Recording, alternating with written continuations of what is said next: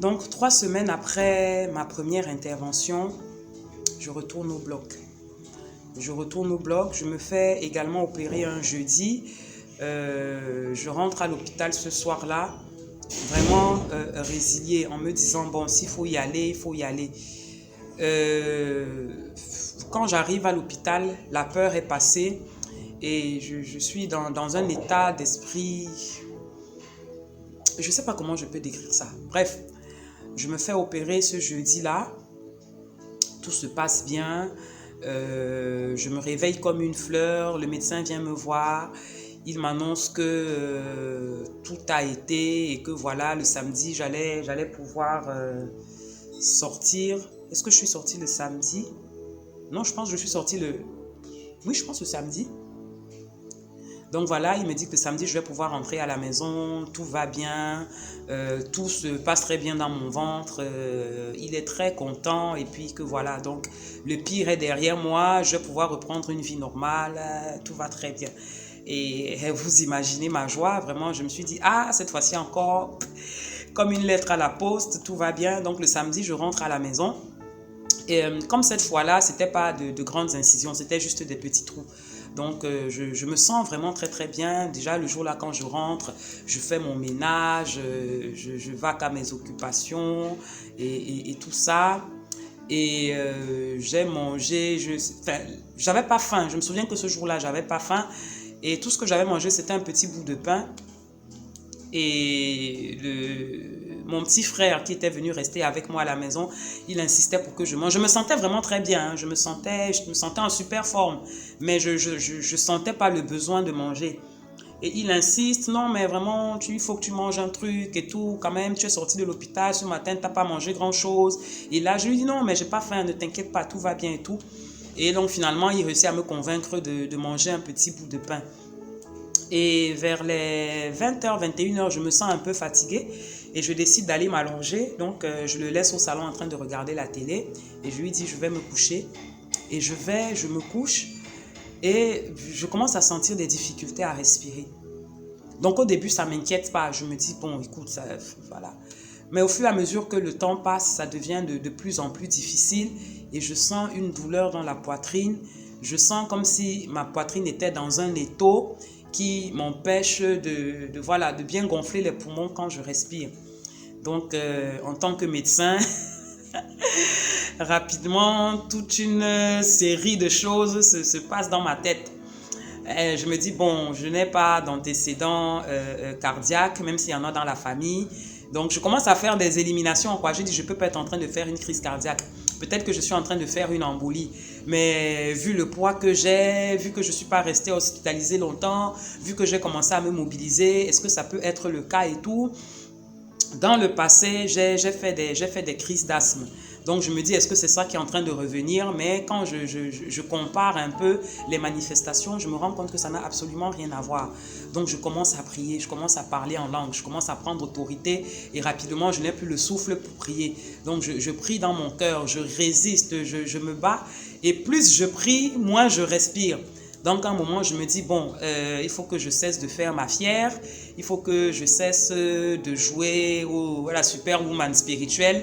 Il va peut-être falloir que j'appelle à l'aide. Comme Dieu fait ces choses de manière extraordinaire, ce même samedi, en matinée, il y a une collègue infirmière qui travaille au bloc opératoire, qui est également une sœur en Christ. Elle m'avait passé un coup de fil pour prendre de mes nouvelles et pour savoir comment est-ce que je me rétablissais. Et elle était de garde en fait, donc elle passait sa journée à l'hôpital. On a papoté 2-3 minutes et puis on a raccroché. Donc quand je me sens comme ça, je me dis bon, si j'appelle mon frère, même s'il vient à l'heure là qu'il est et puis on habitait quelque part dans un bas-fond là, ça va pas être évident pour lui, il va pas savoir quoi faire. Donc il faut que je fasse quelque chose avant que je ne sois plus en mesure de parler ou avant que ça, voilà. Donc, il était au salon, moi j'étais dans ma chambre. J'avais même pas la force de crier son nom. Donc, j'ai pris mon téléphone et j'ai lancé son numéro. Et il est resté au salon parce qu'il m'appelle maman. Il me dit, oui maman. Il pensait peut-être que je voulais le commissionner pour faire quelque chose. Il se déplace pas. Et moi, j'ai pas la force de lui dire, non mais viens dans la chambre, ça ne va pas. Donc, il ne bouge pas et finalement, quand il se rend compte que je ne réponds pas, je ne réagis pas, il se lève, il arrive dans la chambre et là, il me trouve dans un état complètement... Donc, vraiment, je rends grâce à Dieu pour sa vie parce qu'il n'a pas paniqué. Qu'est-ce qui ne va pas, machin? Il voyait que je respirais à peine, je tenais pas debout, je tenais pas assise. Donc, j'ai eu quand même la force de prendre mon téléphone et d'afficher le numéro de la collègue qui m'avait appelé le matin et je lui ai remis le téléphone. Donc, il a compris qu'il devait lancer l'appel. Donc, quand il a lancé l'appel, la collègue a décroché. Il lui a dit, il s'est présenté en fait, il a dit qu'il était mon frère et il a dit qu'il ne sait pas pourquoi, que c'est moi qui lui ai demandé d'appeler et il lui a décrit la situation.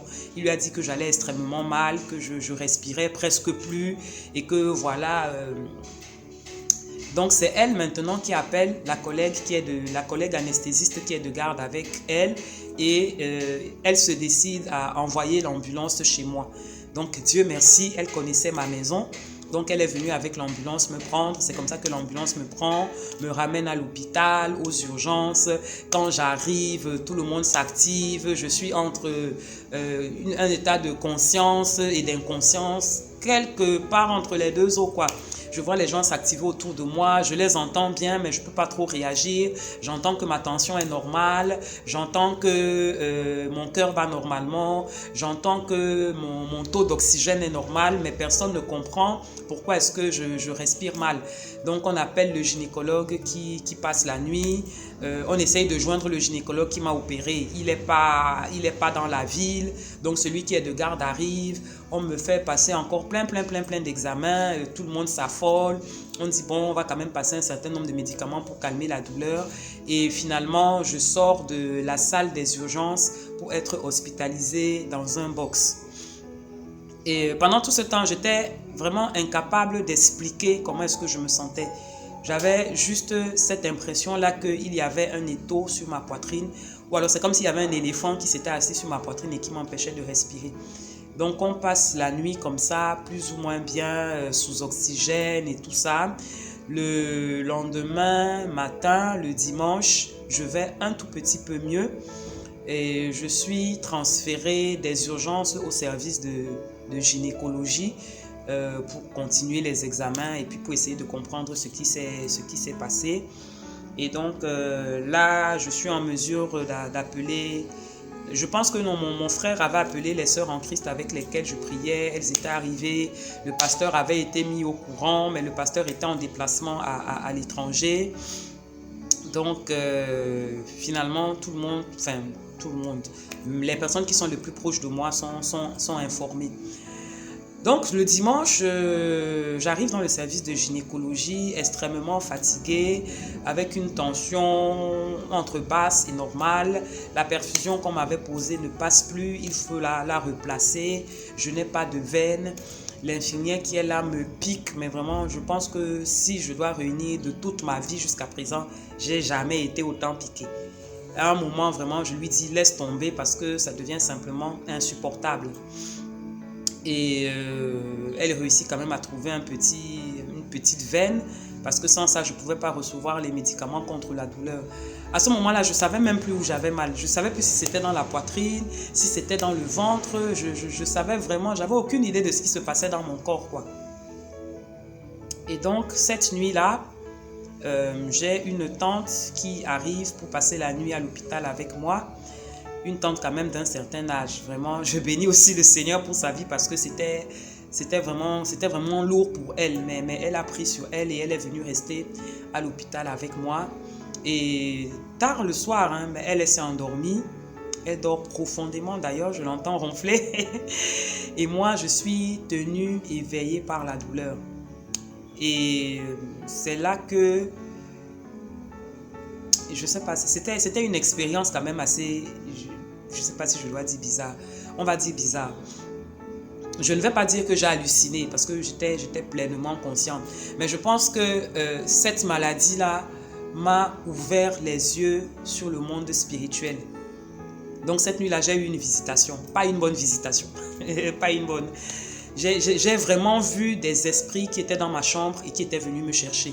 Et qui me l'ont d'ailleurs dit que voilà, c'est le moment, on est venu, tu vas partir aujourd'hui. Et ce qui était étrange, c'est que je n'avais pas peur. Ils étaient là au pied de mon lit et voilà, ils me menaçaient. Et j'étais dans une telle quiétude, j'étais dans une telle paix. Et ce que je me suis dit à moi-même, c'est que, je sais que ce n'est pas mon moment de partir. Parce que Dieu m'avait mis à cœur énormément de choses que je devais faire. Ce n'était pas des rêves, c'était vraiment des révélations de ce que je devais accomplir, de ce que je devais faire pour lui, des choses parmi lesquelles cette émission, bon, c'est vrai qu'à l'époque, je ne savais pas encore que j'allais faire l'émission, mais je sentais à l'intérieur de moi, sans avoir de précision claire, je savais à l'intérieur de moi qu'il y avait encore beaucoup de choses que je devais faire pour le Seigneur et que ça pouvait certainement pas être mon moment de partir. Mais de l'autre côté, je me disais, si je dois y aller, c'est avec joie que je vais y aller parce que je vais être délivré de ce corps plein de faiblesses et je vais me retrouver dans les bras de Jésus. Et vraiment, quelle perspective extraordinaire! Donc, je n'ai pas prié, je n'ai pas dit au nom de Jésus, je n'ai pas lié, je n'ai pas chassé, je n'ai rien fait du tout. J'ai juste dit, Seigneur, je remets ma vie entre tes mains. C'est toi qui as le dernier mot. Je sais que je ne mourrai pas avant que tu ne l'aies décidé. Tu as dit que aucun de nos cheveux ne tombe en terre sans que toi tu ne sois au courant. Donc voilà, prends le contrôle. Et quand j'ai dit ça, j'ai senti une chaleur m'envahir. Ça me donne envie de parler en langue. J'ai senti une chaleur m'envahir. C'était comme s'il y avait une puissante présence dans la chambre. J'ai senti une chaleur qui venait par les fenêtres, qui venait par le sol, qui venait par le toit. J'ai été envahi, j'ai été enveloppé par une chaleur. C'était pas brûlant, c'était réconfortant. C'était chaud, c'était comme si j'étais dans un cocon. C'était comme s'il y avait des bras qui m'enveloppaient pour me protéger. Et quand cette chaleur-là m'a envahi, les esprits qui étaient venus m'attaquer ont disparu. Lundi matin, je me sentais bien. La douleur avait disparu, tout avait disparu. J'avais l'impression de revivre. J'avais l'impression que j'avais reçu une perfusion d'énergie. J'étais en pleine forme. Dimanche, j'avais plus rien avalé de la journée tellement j'avais faim. Mais là, je me suis réveillée, j'avais faim. Tellement j'avais mal. Mais là, je me suis réveillée, j'avais faim. Et donc, l'équipe d'infirmières qui est arrivée le matin m'a trouvé. Voilà, je leur ai dit, j'ai envie de prendre une douche. Et l'infirmière m'a accompagnée, j'ai pris une douche chaude, je me suis changée, je me suis assise dans mon lit, je me sentais super bien. Et donc, l'équipe de gynécologues est passée pour faire la ronde. Ils avaient devant eux toutes les analyses que j'avais faites depuis que j'étais rentrée à l'hôpital le samedi. Tout était normal, ils n'avaient rien trouvé. Ils m'ont examiné, ils n'ont rien trouvé. Donc, j'étais devenue un cas mystérieux. Tout le monde était inquiet, mais comment est-ce que quelqu'un peut passer de trépas à vie sans que... Je n'avais pas reçu un traitement spécial. Personne ne comprenait en fait et personne ne pouvait expliquer ce qui m'était arrivé. Donc finalement, ce même lundi-là, dans l'après-midi, je sors de l'hôpital et je rentre à la maison. Je revois le gynécologue une semaine plus tard qui me dit, bon... vraiment, on ne comprend rien de ce qui t'est arrivé. On pensait que c'était une embolie, c'était pas une embolie. On pensait que c'était ça, c'était pas ça. Mais on rend grâce à Dieu de ce que tu vas bien. Et voilà comment les choses vont se passer à l'avenir. Tu vas pas retrouver, ton organisme ne va pas retrouver son fonctionnement normal tout de suite. Si tu ne revois pas tes règles tout de suite, ne t'inquiète pas. Avec tout ce par quoi tu es passé, il va falloir un certain nombre de temps pour que les choses reprennent leur normalité et tout ça. Et le même refrain est revenu. Vraiment, maintenant que ton utérus est nettoyé, entre guillemets, il va falloir que tu songes à faire un enfant rapidement. En plus de ça, tu n'es plus toute jeune, les risques s'augmentent et tout et tout. J'ai dit, ok docteur, j'ai compris.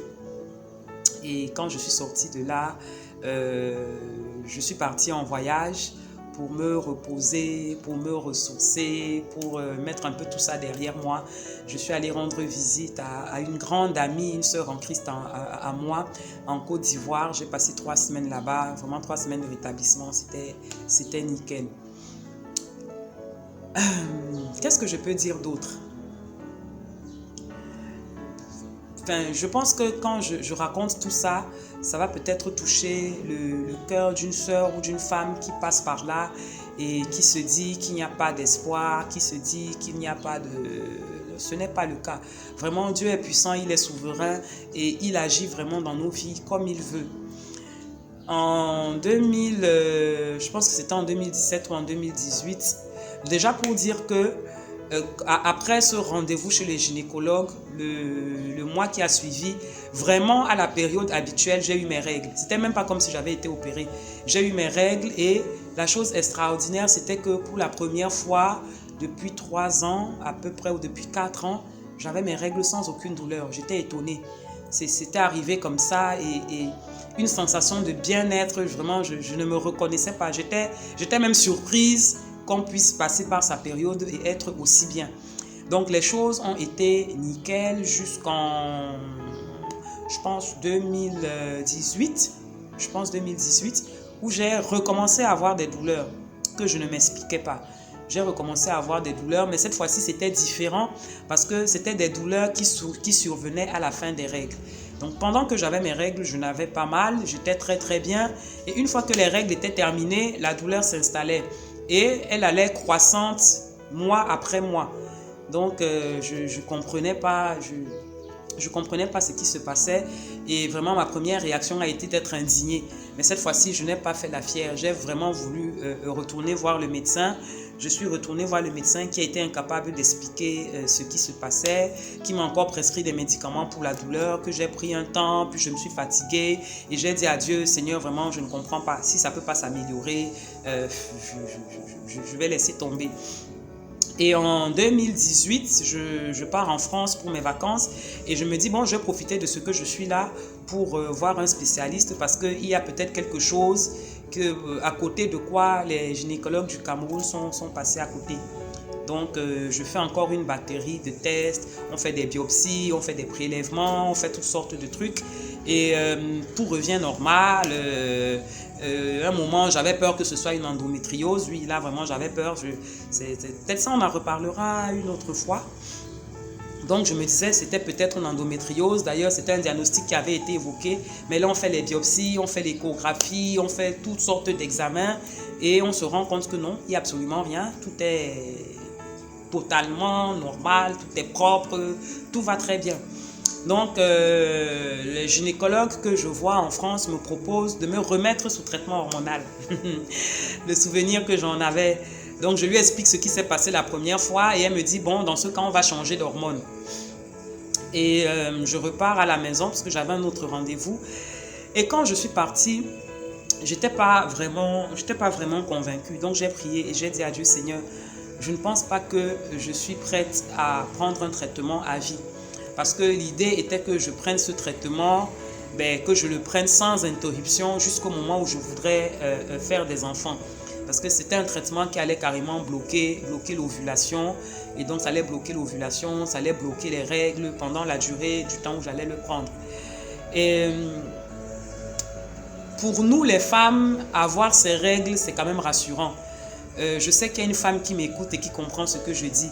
C'est une période du mois dans notre vie qu'on appréhende plus ou moins, pendant lequel on n'est pas très confortable, pendant lequel on n'est pas très à l'aise, mais aussi c'est aussi une période qui nous rassure de savoir que ton corps fonctionne bien et de savoir que tout va bien. Donc vraiment, je suis en train de me demander, est-ce que je suis prête à vivre les prochaines années de ma vie sans avoir de règles? Surtout que il n'y avait pas de projet de mariage à l'horizon, il y avait rien. Donc c'était parti pour vraiment un très très très très long traitement. Donc le jour du rendez-vous, je retourne. Je n'ai pas dit au médecin que j'étais pas chaude, mais je restais ouverte. Et donc, elle m'examine pour voir comment est-ce qu'elle pourrait introduire le médicament. Et ce jour-là, bizarrement, je n'ai pas compris. J'avais une tension super élevée. J'étais pas stressée, hein. Franchement, j'étais pas stressée. J'étais pas anxieuse, j'étais rien du tout. J'étais très, très, très détendue. D'ailleurs, j'étais partie à l'hôpital avec ma petite maman qui m'avait accompagnée. Donc, je me sentais plutôt en sécurité. Mais ma tension était très élevée. Et donc, le médecin m'explique que ben, si j'ai une tension aussi élevée, je ne peux pas prendre les hormones parce que l'autre effet des hormones, c'est qu'elles font aussi monter la tension. Et vu les chiffres que j'ai déjà atteints, si je prends l'hormone en plus, ben, je risque de faire un AVC ou un truc comme ça. Donc, elle me renvoie à la maison, repos, machin, tout ça. Reviens la semaine prochaine, on va voir si ça s'est normalisé et si on peut mettre le traitement en route. Je repars, je reviens, rebelote. Donc, Dieu parle tantôt d'une façon, tantôt d'une autre, et cette fois-ci, j'ai décidé d'y prendre garde. Donc, finalement, je lui ai dit, bon, ben, déjà, moi, c'était vraiment par résignation que j'acceptais de prendre ce traitement. Donc, du coup, je pense que là, c'est une façon claire de découvrir que je ne dois pas être mise sous traitement. Donc, c'est comme ça qu'on s'est séparés. Et j'ai continué à avoir mal encore quelques mois. Et cette fois-ci, j'étais plus sereine, j'étais plus calme. Peut-être le fait d'avoir eu l'expérience de ça des années avant. Ce qui me rassurait, ce qui me gardait dans la quiétude, c'était de savoir que j'avais fait tous mes examens et que tous mes examens étaient normaux. À l'échographie, il n'y avait pas de nouveaux myomes qui étaient revenus, la biopsie était normale, il n'y avait pas d'endométriose, l'utérus était en super forme, les ovaires, tout était nickel. Donc, j'ai décidé de lâcher prise. J'ai dit à Dieu, Seigneur, vraiment, tu es souverain. C'est toi qui sais ce que tu fais, c'est toi qui sais comment tu le fais. Si cette histoire-là, ça doit être comme l'écharde de Paul dans ma chair, vraiment, je me soumets. Néanmoins, chaque fois qu'il y avait un temps de prière pour la guérison et tout ça là, je m'accrochais quand même à la parole parce que ce n'était pas confortable du tout. C'était le genre, mes règles se passent normalement, vraiment en durée, en quantité, nickel. Le jour de mes dernières règles ou alors le dernier jour de mes règles, je commence à avoir mal au ventre. Et j'ai mal au ventre comme ça pendant une semaine, voire 10 jours, quoi. Mais non stop. Et ça m'oblige à prendre des médicaments. Donc, à un moment, j'ai dit, je ne prends plus rien. Seigneur, je m'accroche à toi. Le tout, si seulement je vais refaire ma têtue. Si tu ne peux pas me guérir, je vais rester comme ça. Et en 2019, 2020, je ne sais pas ce qui s'est passé. En fait, 1 mois est passé, 2 mois sont passés, 3 mois sont passés. Je pense que c'est peut-être au 4e ou au 5e mois que je me suis dit, ah ben tiens, c'est bizarre. Ça fait un moment quand même que je n'ai pas eu mal au ventre. Et la douleur avait disparu. La douleur avait disparu. Il y a eu 3 moments clés. En 2019, on avait reçu un de nos pasteurs en séminaire. Et quand il avait prié, j'avais senti quelque chose se passer dans mon bas-ventre. Ensuite, on avait eu un autre séminaire, mais d'un pasteur d'une église sœur. Donc, on avait projeté le séminaire sur les écrans. Le pasteur, il n'était pas là en présentiel. D'ailleurs, je pense que on n'avait même pas passé le séminaire en direct. Le séminaire, il était passé en différé. Et lui aussi, quand il avait prié, j'avais senti un mouvement dans mon corps. Et la 3e fois, c'était mon pasteur qui avait prié aussi lors d'un temps de prière. Et à l'issue de ça, je n'ai plus mal. Donc ma vie a repris son cours normal. Et j'ai compris que le Seigneur me faisait passer par cette épreuve pour m'enseigner quelque chose. Et ma prière vraiment est que s'il y a une femme qui se pose des questions aujourd'hui concernant les myomes, si elle souffre de ça, ne reste pas enfermé dans un casier de te dire Dieu va me guérir, les médecins sont des charlatans.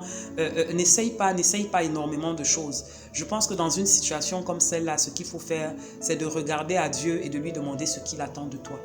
Tu peux guérir par la médecine, tu peux guérir miraculeusement. Il y a peut-être des tradis praticiens, j'en sais absolument rien du tout, qui guérissent. Moi, personnellement, je ne recommande pas parce que c'est des choses dont on ne maîtrise pas les dosages, les concentrations, les compositions. S'il faut guérir des myomes et finir avec une insuffisance rénale ou une insuffisance hépatique à côté, ce n'est pas la peine. Mais c'est de dire que dans ce par quoi nous passons, Dieu nous accompagne. Moi, personnellement, pendant tout ce trajet, pendant toutes ces années, la présence de Dieu ne m'a jamais fait défaut. Même quand j'étais au plus mal, je sentais que Dieu était à mes côtés et qu'il me soutenait et qu'il me portait.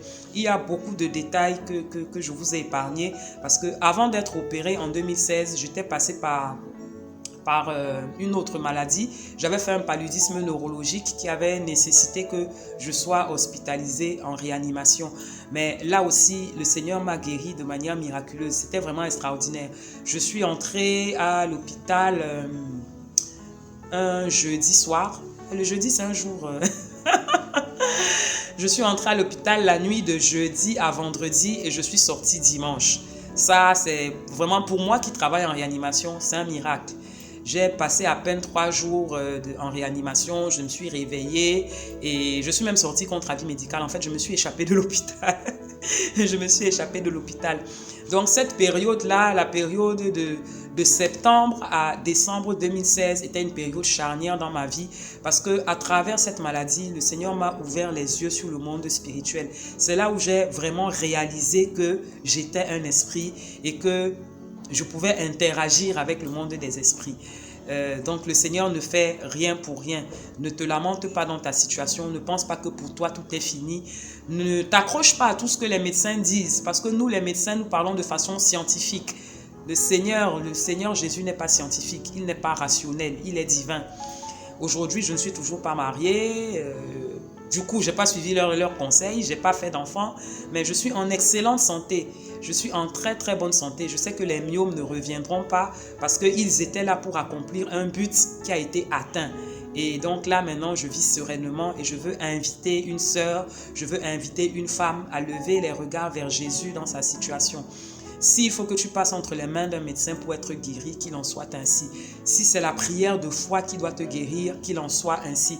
Mais ne va pas penser que le fait d'avoir des myomes ou le fait d'avoir des fibromes est une fatalité, est quelque chose qui va arrêter ta vie ou qui va t'empêcher d'être heureuse ou qui va t'empêcher d'avoir les enfants. Dans ta vie, c'est Dieu qui a le dernier mot. Donc voilà ce que je pouvais partager avec vous pour ce nouveau numéro de Woman Trajectoire de Femmes où Péricia raconte son expérience sur les myomes utérins. J'espère que vous avez été bénis, que vous allez rester connectés pour un autre épisode. Je vous réserve encore beaucoup de surprises. Au revoir et à très bientôt. Que Dieu vous bénisse.